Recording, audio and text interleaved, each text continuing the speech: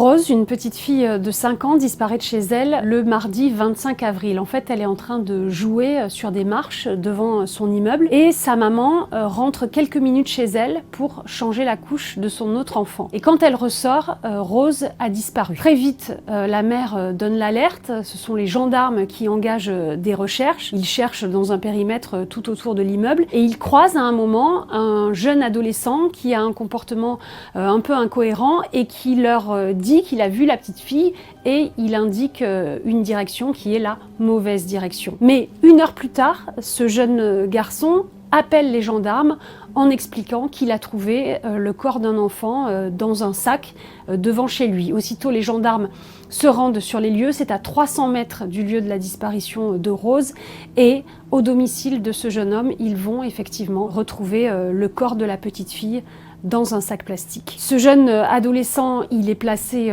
en garde à vue, évidemment. Il est très jeune, il a 15 ans, il aura 16 ans cet été, et il n'est pas inconnu de la justice, puisqu'il est déjà mis en examen pour viol, violence et agression sexuelle pour une affaire qui remonte à l'année dernière, à février 2022. En fait, il est soupçonné de s'en être pris à 2 jeunes garçons de 11 et 10 ans, alors que lui-même avait 14 ans. En fait, ce qu'on lui reproche, c'est d'avoir attaché ces 2 jeunes garçons à un arbre dans une forêt proche de Rambervillers et d'avoir mis le feu autour de l'arbre et de les avoir forcés à des actes sexuels. En fait, il est soupçonné de viol. Pour ces faits-là, l'instruction est toujours en cours et à l'époque, il a été placé dans un centre éducatif fermé. Alors ça n'est pas une incarcération, c'est une alternative à la prison, c'est plus une mesure éducative et il y est resté le temps maximum pour quelqu'un de cet âge, c'est-à-dire qu'il y est resté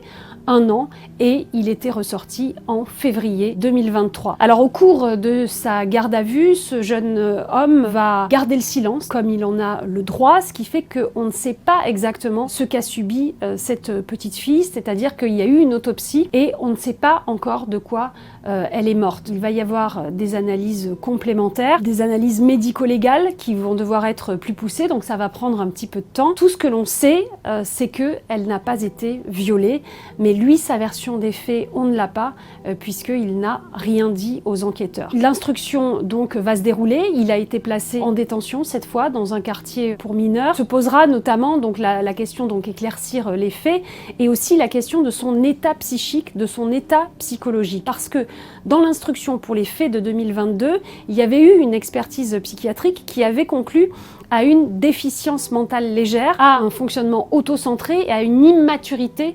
psycho-affective. Et là, au cours de sa garde à vue, il a fait l'objet également d'une autre expertise psychologique qui a conclu à une altération du discernement et à une dangerosité pour autrui. Sachant que c'est une question importante parce que dans la peine encourue, le fait d'avoir son discernement altéré, eh bien ça réduit la peine des 2/3. Pour l'instant, donc, comme il est mineur, il encourt la moitié de ce qu'encourrait un adulte pour les mêmes faits, c'est-à-dire que là, il risque 20 ans de prison.